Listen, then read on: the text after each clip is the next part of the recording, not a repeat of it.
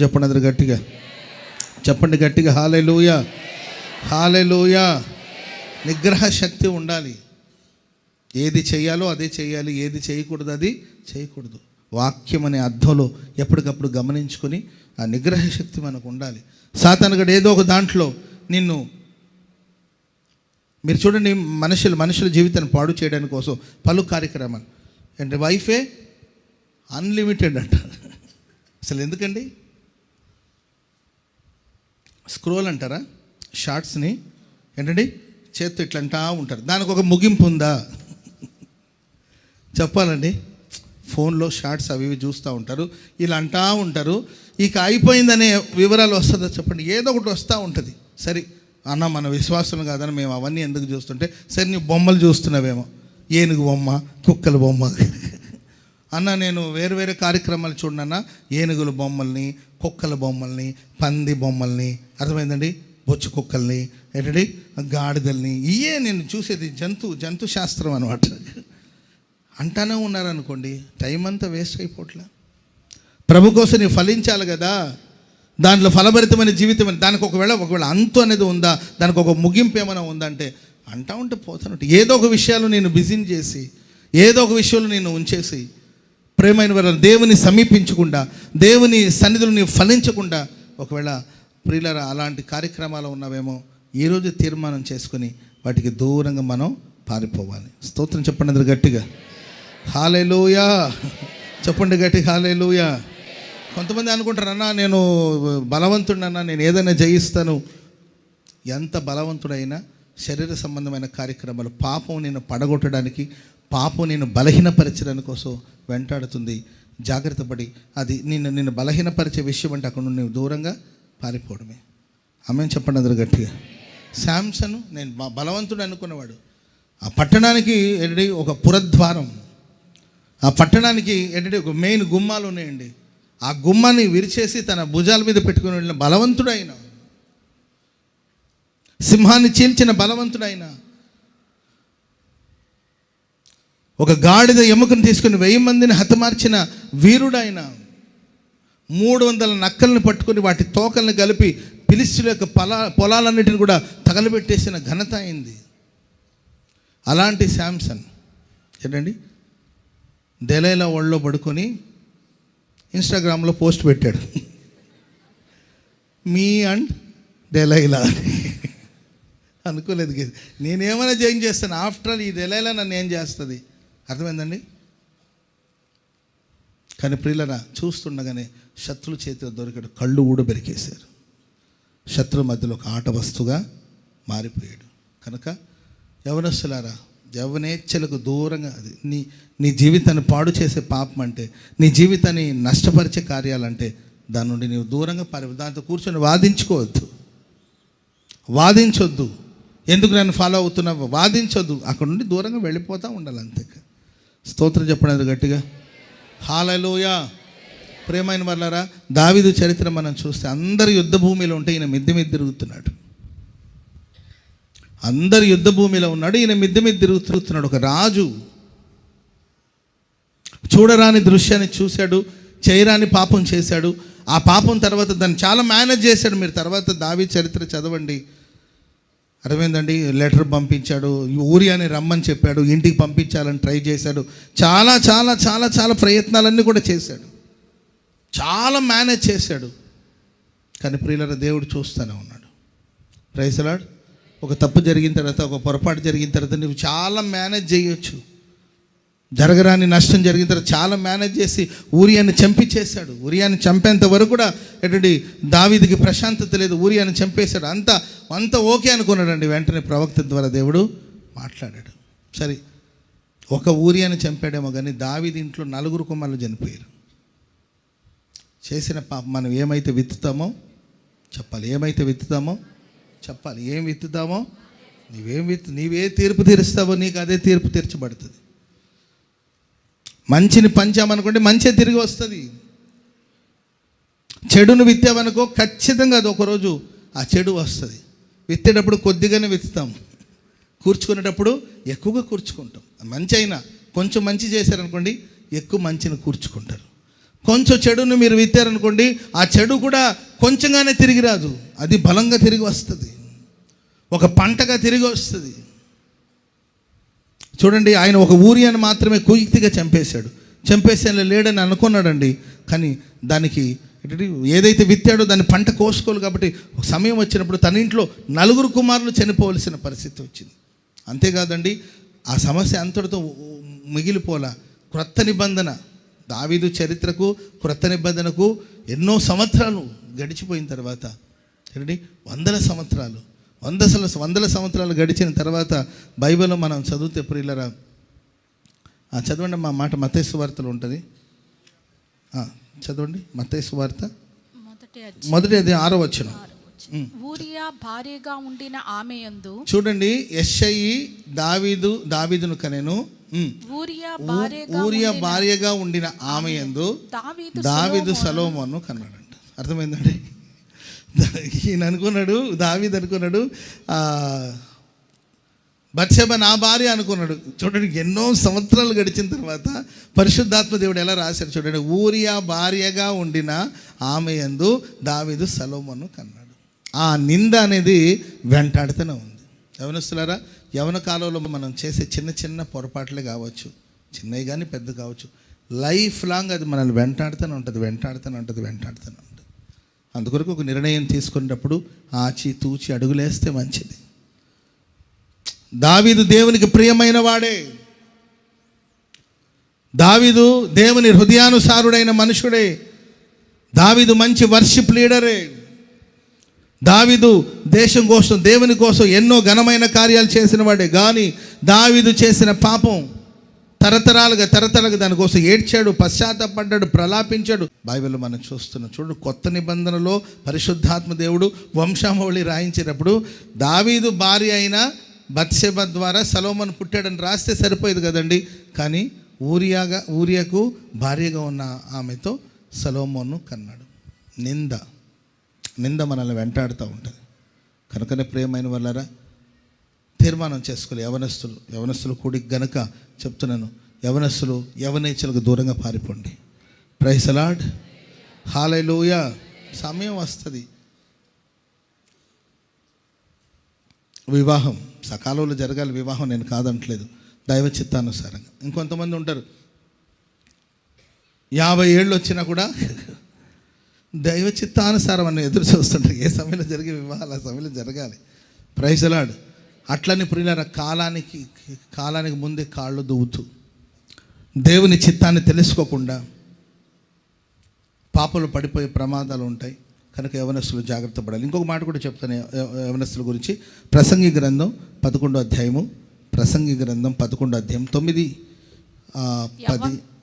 యవనుడా, నీ యవనమందు సంతోషపడము, నీ యవన కాలమందు నీ హృదయం సంతుష్టిగా ఉండనిమ్ము. యవన కాలంలో నీ హృదయాన్ని సంతోషంగా ఉండనిమ్ము. నీ కోరిక చొప్పునను నీ దృష్టి యొక్క ఇష్టము చొప్పునను ప్రవర్తించుము. అయితే వీటన్నిటిని బట్టి దేవుడు నిన్ను తీర్పులోనికి తెచ్చునని.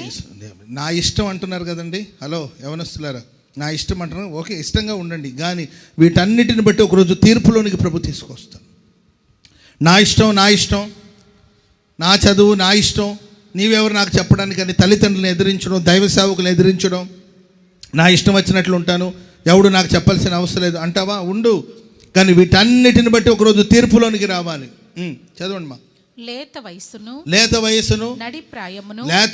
నడిప్రాయమును గతించిపోవునని గనుక నీ హృదయము నుండి వ్యాకులమును తొలగించుకోము. దేహాన్ని పాడు చేసే వాటిని తొలగించుకోనము. దుర్దినాలు చెడ్డ దినాలు రాకమునిపే ఇప్పుడు వీటి యందు నాకు సంతోషం లేదని చెప్పు సంవత్సరములు రాకముందే, తేజస్సునకును సూర్యచంద్ర నక్షత్రములకును చీకటి కమ్మకముందే, వాన వెలిసిన తర్వాత మేఘములు మరలా రాకమునుపే నీ యవ్వన దినమందే నీ సృష్టికర్తని స్మరణం తెచ్చుకోవాలి. స్తోత్రం చెప్పండి అందరు గట్టిగా. ఇంకా మన భాష, నీకు బీపీ రాకమునిపే, నీకు షుగర్ రాకమునిపే, నీ మోకాళ్ళు అరిగిపోకమునిపే, ఏంటండి నీ కాళ్ళు చేతులు గడగడ వడకక మునిపే, జుట్టంతా రాలిపోయి బట్టతల బయటకు రాకమునిపే, పంటికి మధ్యలో గ్యాప్ రాకమునిపే, కంటి కింద క్యారీ కవర్ రాకమునిపే నీ యవ్వన కాలం అందే నీ సృష్టికర్తను స్మరణలోకి తెచ్చుకోవాలి. చెప్పండి కూడా మందరు గట్టిగా హల్లెలూయా.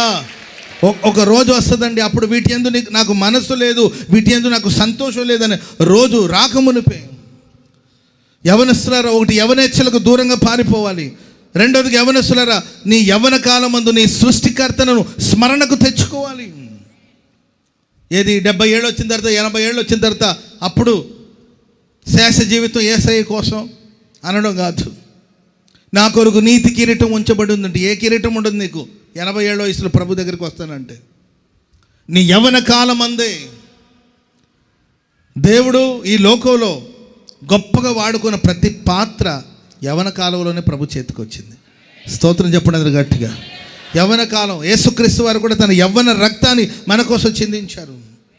యవ్వనస్తులారా, యవ్వన కాలములో ఉండగానే వయసు అంతా అయిపోయి బలం ఉడికిపోయి మన దేనికి పనికి రాకుండా మూలలో పడిపోయినప్పుడు కాదు, నీవు యవ్వన కాలంలో ఉన్నప్పుడే సృష్టికర్తన స్మరణలో తెచ్చుకో. యవ్వన కాలం అందే ఆయన కాడిని మోయుట నరునికి మేలు అని వాక్యం సెలవిస్తుంది. నీవెవరో తెలుసుకోవాలి. ఆమె చెప్పండి గట్టిగా హల్లెలూయా. మనం ఎవరు చెప్పండి? చీకట్ల నుండి ఆశ్చర్యకరమైన వెలుగులోనికి ఆయన గుణాతిశయని ప్రచురించే నిమిత్తం రాజులైన యాజక సమూహం. ఆమె చెప్పండి గట్టిగా. Royal family. ఆమె చెప్పండి గట్టిగా. ఏ ఫ్యామిలీ అండి? పక్కన వాళ్ళని చూసి చెప్పండి, రాయల్ ఫ్యామిలీ మంది అని చెప్పండి. ఏ ఫ్యామిలీ అండి మంది? దరిద్రపు ఫ్యామిలీ కాదు, రాయల్ ఫ్యామిలీలో పుట్టినవాడు నువ్వు. ఆమె ఆ రాజసం నీలో ఉండాలి. సిల్లిగా ప్రవర్తించకూడదండి. నువ్వు రాజవంశానికి చెందినవాడు. మన ఆరాధ్యస్తున్న దేవుడు సర్వలోకానికి చక్రవర్తి అయిన ఆయనే మహారాజు. హల్లెలూయా. చెప్పండి గట్టిగా హల్లెలూయా. నువ్వెవరైనా గుర్తించకపోతే ఎట్లా? ఆ తల్లి కష్టపడి తల్లిదండ్రులు కష్టపడి పెంచి పెద్ద చేస్తే లారీ మీద ఎక్కి డ్యాన్స్ చేస్తున్నాడు అంటే ఏదో సినిమా రిలీజ్ రోజు. ఆ తల్లిదండ్రులు కష్టపడి 20 ఏళ్ళు, వాడికి 20 సంవత్సరాలు కష్టపడి 20 సంవత్సరాలు కష్టపడి పెంచి ఇంతున్న పసికూనని పెంచి పెద్ద చేసి 20 ఏళ్ళ వరకు వాడిని తీసుకొస్తే వీరాభిమానంతో ఎవరో మీద వీరాభిమానంతో లారీ ఎక్కి డ్యాన్స్ చేస్తూ ఉంటే లారీకి మీద నుండి కింద పడి చచ్చాడు ఆయన.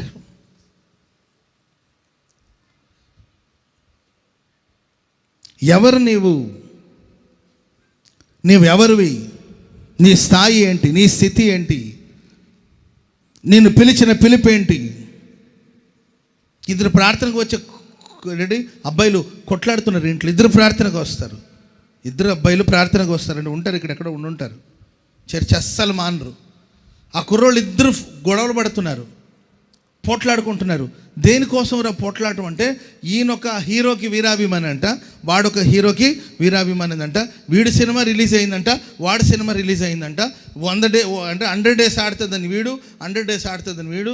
నీ హీరో పనికిమాలినోడు పొరంబోకని ఈడండో, నా హీరోని అంటావురా అని చెప్పి వీళ్ళిద్దరూ తన్నుకుంటుంటే వాళ్ళమ్మ నా దగ్గరికి వచ్చింది. అర్థమైందండి? వీళ్ళంతా ఎక్కడున్నారండి? మళ్ళీ వారం చర్చికి మాత్రం మానరు. అసలు నీవెవరివి? యవన కాలములో ఉండగానే నీ సృష్టికర్తను నీవు స్మరణలో తెచ్చుకోవాలి. ఎవరు నీ హీరో? ఎవరు? మనం ఆరాధిస్తున్న దేవుడే మన హీరో నండి. చెప్పండి కూడా మంది గట్టిగా హల్లెలూయా. హల్లెలూయా. యవనస్తులారా, మీరు బలవంతులు, దేవుని వాక్యం యందు నిలిచి ఉన్నదని బైబిల్ సెలవిస్తుంది. కనుక దేవుని వాక్యం దేన్ని మనం అభ్యాసం చేసుకోవాల్సింది. ఎప్పుడు మనం దుష్టుని జయిస్తాము? ఎవరి గురించి బైబిల్ బలవంతులు అని చెప్తుంది అంటే, యవనస్తులారా మీరు బలవంతులు. ఏ బలం? జిమ్కి వెళ్ళి పెంచిన బలం కాదు. ఏంటి బలం అంటే, దేవుని వాక్యం అనే బలం. దేవుని వాక్యం మీ యందు ఉన్నది. యవనస్తులారా, మీ యందు దేవుని వాక్యం ఉందా? ఒకసారి పరీక్షించి చూసుకోండి. దావీదు గురించి చెప్పాను కదండి. దావీదు యుద్ధానికి వెళ్ళవలసిన సమయంలో యుద్ధానికి వెళ్ళకపోవడమే కదండి ఈ సమస్య. ఏదో ఒక పనుల మీద బిజీగా ఉండండి, అప్పుడు పాపం మిమ్మల్ని ఆకర్షించుకుని ఉంటుంది. పక్కన మనం చూసి చెప్పండి, ఏదో ఒక పని మీద బిజీగా ఉండండి. నేను ఫోన్లో ఎప్పుడు బిజీగా ఉంటాను కదా అంటారు కదా. అది కాదు, ఏదో ఒక వర్క్ చేస్తూ ఉంటాడు, ఏదో ఒక పని చేస్తూ ఉంటాడు. ఏం పని అంటే ఒకటి ప్రార్థన చేయండి. సమయం దొరికినప్పుడంతా ప్రార్థన చేయండి. అంత టైం ఉందనుకోండి, ప్రార్థన చేయండి. సమయం ఉన్నప్పుడంతా బైబిల్ చదవండి. వాక్యాన్ని గుండెలో దాచుకోండి. సమయం దొరికినప్పుడు సంఘములో వచ్చి చర్చ్ యొక్క కార్యక్రమాలు, గుడాల పండుగ పనులు బోళ్ళని జరుగుతున్నాయి. అంత ఖాళీగా ఉంటే చెప్తాను నేను. ఈరోజు కొంతమంది యవనస్తులు వెళ్తున్నారు, అక్కడ పనులు ఉన్నాయంట. ఆరాధన అయిన తర్వాత వెళతామన్నా అన్నారు. మంచిది, ప్రైజ్ ది లార్డ్. ఏంటంటే దైవ కార్యక్రమాలు, ఏదో సంఘానికి వచ్చాము వెళ్ళామని కాకుండా దేవుని కార్యక్రమాలు, దేవుని సన్నిధిలో, అపోస్తుల బోధలో, సహవాసలో, రొట్టె విరుచుటలో, ప్రార్థన చేయటంలో ఎడతెగక ఉండండి. దైవ కార్యములో నిమగ్నమై ఉండండి. ఏదో ఒక ఏంటంటే అభ్యాసం చేసుకోవాలి దైవ కార్యాల్ని. హల్లెలూయా. యవన కాలంలో ఉన్నప్పుడే మన సృష్టికర్తను స్మరణలు తెచ్చుకోవాలి. అప్పుడు మనం చెప్పగలుగుతాం, మంచి పోరాటం పోరాడి తిని నా పరుగును తుదముట్టించాను, విశ్వాసం నేను కాపాడుకుని, నా కోసం నా దేవుడు నీతి కిరీటం నా కొరకు ఉంచబడి ఉంది. నా దేవుడు నాకు ఆ నీతి కిరీటాన్ని, జీవ కిరీటాన్ని అంతేగాని ఏ 90 ఏళ్ళకో లోకానికి జీవితం అంతా. ఆ మధ్య ఒక దైవ సేవకుడు, ఒక సినిమా హీరోయిన్ ఉందంటండి. అప్పటికే ఆమె ప్రపంచ ప్రఖ్యాతిగాంచిన సినిమాలో హీరోయిన్ అంట. ఆమె చాలా అందగత్తి అంట. ఒకసారి దైవ సేవకులు అపాయింట్మెంట్ తీసుకొని, లేకపోతే ఆమె అపాయింట్మెంట్ తీసుకుందో, లేకపోతే సేవకులు తీసుకున్నారు, వెళ్ళి ఆ సహోదరిని కలిసామా, యవన కాలంలో ఉండగానే నీ సృష్టికర్తను స్మరణను తెచ్చుకోమని వాక్యం చెప్పారంట. ఆమె అంటుందంట, అయ్యా నాకు విపరీతమైన క్రేజ్ ఉంది, విపరీతమైన అవకాశాలు ఉన్నాయి, మరి ఇప్పుడు కాకపోతే, తీపి ఉన్నప్పుడు కదా చీమలు చుట్టూ చేరుతాయి, ఇప్పుడు కాకపోతే ఎట్లా, కనుక నాకు వయసు అంతా అయిపోయిన తర్వాత నాకు కొంచెం క్రేజ్ తగ్గి, మొహం ముడతలు పడి, రంగేసిన అంటుకోకుండా ఉంటుంది కదా, ఆ టైంలో నేను ఆ పెవు నమ్ముకుంటాను అయ్యా అని అనిందంట. అప్పుడు ఆ దైవజనుడు టీ తాగుతున్నాడు, టీయో కాఫీ ఇచ్చారంటండి. కాఫీ తాగుతా సగం కాఫీ తాగి ఆమెకి ఇచ్చాడంట, నీవు తాగమని. అప్పుడు ఆమెకు వెర్రి కోపం వచ్చిందంట. పాస్టర్ గారండి, ఏంటి మీరు ఇలా ప్రవర్తిస్తున్నారు, మీరు ఇచ్చిన ఎంగిలి కాఫీ నేను ఎట్లా తాగుతాను, అసలు ఎవరు అనుకుంటున్నారు, సేవకుడని రెస్పెక్ట్ ఇచ్చాను, ఎంగిలి కాఫీ నాకు ఇస్తావేంటంటే, అమ్మా నేను ఇచ్చిన ఎంగిలి కాఫీ నీవు తాగకపోతే నీ ఎంగిలి బ్రతుకుని దేవుడికి ఇస్తే దేవుడు తీసుకుంటాడు. కాబట్టి యవన కాలమందే లోకానికి అరిగిపోయి, కరిగిపోయి, తరిగిపోయి, లోకమంతా విలాసవంతమైన జీవితం అంతా అనుభవించి పాప భోగాలు బ్రతికి, ఆ తర్వాత ఒక సమయం వచ్చినప్పుడు నేను ప్రభుని తెలుసుకుంటాను అనడం కన్నా అవకాశం ఇచ్చాడు కదండి. ఒకవేళ ఆ వయసు వరకు సువార్త నేను అందలేదంటే అది వేరే విషయం. సువార్త ప్రకటించబడుతుంది, దేవుడు మరలా మరలా మరలా మరలా మరలా నీతో మాట్లాడుతున్నాడు. ప్రభుని సమీపించు, సృష్టికర్తను స్మరణలో తెచ్చుకో, అప్పుడు యవనస్తులకి క్షేమం కలుగుతుంది. ఆమెను చెప్పడం గట్టిగా. లేకపోతే ఊరికి యవనస్తుల క్షేమం కొరకు ప్రార్థన చేద్దామని నేను ప్రార్థన చేయడం, మీరేమో యవనస్తులు మీ దారిలో మీరు వెళుతూ ఉండడం, మీరు చేసే పనులు మీరు చేస్తూ ఉండడం, ఫోన్లో మునిగి తేలి ఈదుతూ ఉన్నారనుకోండి. ఫోన్ వాడుకొని తప్పని నేను అనట్లా, ఫోన్ వాడడం తప్పని అనట్లా. ఎంతసేపు దానివల్ల ఏంటి, ఏ ప్రయోజనాన్ని చేకూర్చుకుంటున్నావు? ఫోన్లో ఏంటంటే ఇన్స్టాగ్రామ్లో, ఎప్పుడు ఇన్స్టాగ్రామ్లోనే ఉంటున్నారు. తీర్మానం చేసుకోండి, యవన కాలం అనేది చాలా విలువైనది. అది గతించిపోతుంది ఒకరోజు. అది గతించి లోపల సృష్టికర్తన స్మరణ. ఇప్పుడు 80 ఏళ్ళు 90 ఏళ్ళు ఉన్నవాళ్ళు మోకరించి ప్రార్థించగలుగుతారా చెప్పండి? ఏంటంటే గంతులేసి ఆరాధించగలుగుతారా? పాపం వాళ్ళకి చేయాలని ఉన్నా కూడా పాపం రావంగానే కుర్చీలు వెతుక్కుంటూ ఉంటారు పాపం. కొందరు అరవిందని కుర్చీలు ఎక్కడుందో చూసుకొని అక్కడ కూర్చొని పాపం వాళ్ళు ఏదో తప్ప నేను అనట్లా. ఆ ఏజ్లో వాళ్ళు చేయాలనుకున్న ఆశ ఉన్నా కూడా చేయలేరు ఆ సేవ. వాళ్ళు మనసారా ఆరాధించలేరు, ఉత్సహించి ఆరాధించలేరు.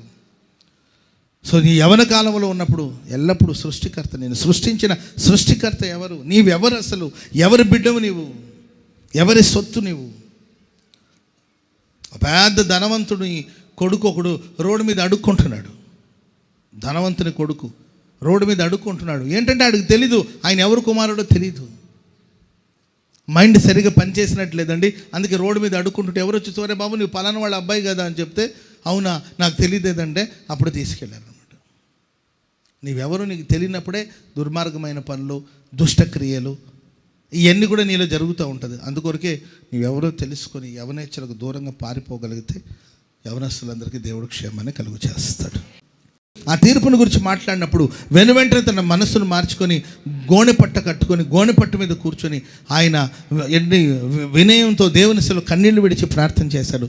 వెంటనే అంటాడు, దేవుడు అంటాడండి, అతడు నేను మాట్లాడినప్పుడు భయపడి వినయముగా ప్రవర్తించాడు. సో కాబట్టి ఈ కీడుని నేను పోస్ట్పోన్ చేస్తున్నాను. స్తోత్రం చెప్పండి అందరు గట్టిగా. అతని కాలంలో ఇది జరగదు, ఆ తర్వాత జరగబోతుంది. కనుక దేవుడు గద్దించినప్పుడు, దేవుడు బుద్ధి చెప్పినప్పుడు వెంటనే మన గద్దింపుకి, మనం ఏదైనా తప్పులు చేసినప్పుడు, పొరపాట్లు చేసినప్పుడు పలు విధాలుగా దేవుడు గద్దిస్తాడు. గద్దించడం అంటే దైవ సేవకుల ద్వారా గద్దించవచ్చు, వాక్యం ద్వారా గద్దించవచ్చు, కొన్ని సమస్యల ద్వారా దేవుడు మనల్ని గద్దించవచ్చు, కొన్ని నష్టాల ద్వారా దేవుడు మనల్ని గద్దించవచ్చు. గద్దించడానికి పలు విధమైన మార్గాలు. ఆయన గద్దించినప్పుడు ఎవరైతే శిరసా వంచి తిరుగుబాటు చేయకుండా, కొంతమందిని గద్దిస్తే తిరుగుబాటు చేస్తారు, బుద్ధి చెప్పారనుకుంటే తిరుగుబాటు చేస్తారు. నీవెవడు నాకు చెప్పడానికి, నీ బతుకు నీవు చూసుకో, నాకు చెప్పేంతటి వాడా అని కొంతమంది దేవుని వాక్యానికి తిరుగుబాటు చేస్తారు, దైవ సేవకులకి తిరుగుబాటు చేస్తూ ఉంటారండి. అలాంటి వాళ్ళ జీవితంలో క్షేమం నివసించదు. ఎవరైతే ఆ గద్దింపుని అంగీకరించి, మేము ఈరోజు ఈ స్థాయికి వచ్చామంటే ఏసన్న గారు మమ్మల్ని ఎన్నిసార్లు గద్దించుంటారు, ఏ రోజు మేము దైవజనులకు వ్యతిరేకంగా మాట్లాడింది మాకు తెలియదండి. మంచి మనస్సాక్షి ఉంది.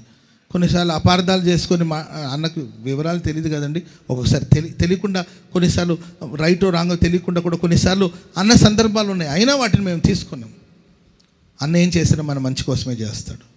Praise lord. దైవజనుల మీద మాకున్న నమ్మకం, ప్రేమ, దేవుడి మీద ఉన్న నమ్మకం, దైవ సేవకులు ఏసన్న గారి మీద మాకున్న నమ్మకం. సో అన్న ఏం చేసినా మాకు మంచి చేస్తాడని మేము విశ్వసించేవాళ్ళం. అలాగే దేవుడు మా విశ్వాసాన్ని బట్టి మమ్మల్ని గణపరుస్తూ వచ్చాడు. ఏ రోజు దైవ సేవకులకి తూలనాడి మాట్లాడడం, తిరుగుబాటు చేయడం, తిరస్కరించడం, ఎదిరించడం ఇది లేదండి. Praise lord. అందుకొరకు మేము ఈరోజు ఈ స్థితికి వచ్చి, ఈరోజు ఎవరైనా మనం గద్దించాలంటే ఆచితూచి ఆలోచించి మాట్లాడాల్సిన పరిస్థితి వస్తుంది. ఎందుకంటే ఏం మాట్లాడుతారో తెలియదు, ఏదైనా మాట్లాడేయచ్చు. అర్థమైందండి. ఆ శిక్షను లేకపోతే గద్దింపును తృణీకరిస్తారు. నాకే చెప్తావే, వాళ్ళకి చెప్పొచ్చుగా, మేమే దొరికామా అని మాట్లాడేవాళ్ళు లేకపోలేదు. దైవ సేవకులు మనల్ని గద్దించాలంటే ప్రియులారా, నీతిమంతుడు కొట్టుట ఏంటమ్మా? నీతిమంతులు నన్ను కొట్టుట నాకు ఉపకారము, వారు నన్ను గద్దించుట నాకు తైలాభిషేకం కావాలా వద్దా? Praise lord. నీతిమంతుడు కొడతాడంట. మరి అర్థమైందండి. కొట్టడం అంటే కర్రను తీసుకుని కొట్టడం కాదు. కొన్నిసార్లు వాక్యం చెప్తున్నారు కొంతమంది, అన్న చంపదెబ్బ గోడ దెబ్బ, చంపదెబ్బ గోడ దెబ్బ, చంపదెబ్బ గోడ దెబ్బ, మొత్తం నా మీదే, కెమెరా మొత్తం నా మీదే పెట్టినట్టుందన్న. అసలు ఈరోజు వాక్యం అంతా నాకే అనుకుంటుంటారు. నిజంగా దేవుడు నేను ప్రేమిస్తున్నాడు అని అర్థం. Praise lord. హల్లెలూయా. అంటే టార్గెట్ చేసి కొంతమంది ఏంటంటే పనిగట్టుకుని మాట్లాడారంటే అది వేరే విషయం. కొంతమంది పనిగట్టుకొని ఎదుటి మనిషిని నొప్పించాలని మాట్లాడతారు. దాని గురించి నేను చెప్పట్లేదు. ప్రభు ప్రేరణ చేత దేవుడు ప్రేరేపించి ఆయన బోధించిన మాట. ఇప్పుడు మేము ఫలానా వాళ్ళని మనసులో పెట్టుకొని మాట్లాడామనుకోండి, దేవుని సన్నిధిలో వేషధారులు అయిపోతాం. మేము ఎవరో ఒక మనిషిని టార్గెట్ చేసి మాట్లాడాల్సిన అవసరం నాకు లేదు. నాకేం పని చెప్పండి. ప్రభు నాకేం చెప్తాడో అది నేను బోధించుకుంటూ వెళ్తూ ఉంటాను. ఆ మాటలో కొన్నిసారి ఆ మాటలు మిమ్మల్ని వచ్చి దర్శిస్తుంది. Praise lord. కొంతమంది ఏమనుకుంటారు, నిజంగా నేను సన్నిధిలో, దేవుని సన్నిధిలో ఉండి చెప్తున్నాను. కొంతమంది అనుకుంటారు ఎవరో పోయి అన్నకు మా గురించి చెప్పినట్టున్నారు. నిజం చెప్తున్నానండి, నేను దేవుని సన్నిధిలో ఉండి నేను వింటాను, అందరూ చెప్పిన మాట వింటాను. అంతేకాని ఎవరో చెప్పిన మాటను బట్టి నేను తీర్పు తీర్చను. ప్రభు నాకు ఏదైతే ప్రేరేపిస్తాడో దాన్ని చేస్తాను. ఆమెను చెప్పడం గట్టిగా. వింటాను అంటే చెప్తే ఎంతమంది లేరండి చెప్పడానికి. నేను వినడానికి కానీ కూర్చొని అనుకోండి, వాళ్ళ సంగతులు చెప్పడం మానేసి ప్రపంచంలో ఉన్న వాళ్ళందరి సంగతులు చెప్తారు. అర్థమైందండి. చాలామంది ఉన్నారు చెప్పడానికి, కానీ అన్నీ వింటా. నేను ప్రభు నన్ను నడిపించే మార్గంలోనే నేను నడుస్తాను. ఆ మంచి మనస్సాక్షి నాకు ఉంది. చాలామంది అనుకుంటారు ఎవరో చెప్పినట్టున్నారు నా గురించి, అన్నకు చెప్పినట్టున్నారు, అందుకే ఈరోజు ఇలా మాట్లాడుతారు. ఎవరో చెప్తే బోధించేది కాదండి ఇది. ప్రభు నిన్ను ప్రేమించి గద్దించినప్పుడు ఆ గద్దింపుకు లోబడండి. అప్పుడు మీ ఇల్లు, మీ డేరా క్షేమ నివాసం అని పిలువబడుతుంది. అప్పుడు నీ ఇంటి వస్తువులు నువ్వు చూసుకుని ఏది పోయి ఉండదండి. నీ ఇల్లు సర్వ సమృద్ధి చేత క్షేమ నివాసముగా మార్చబడునుగాక.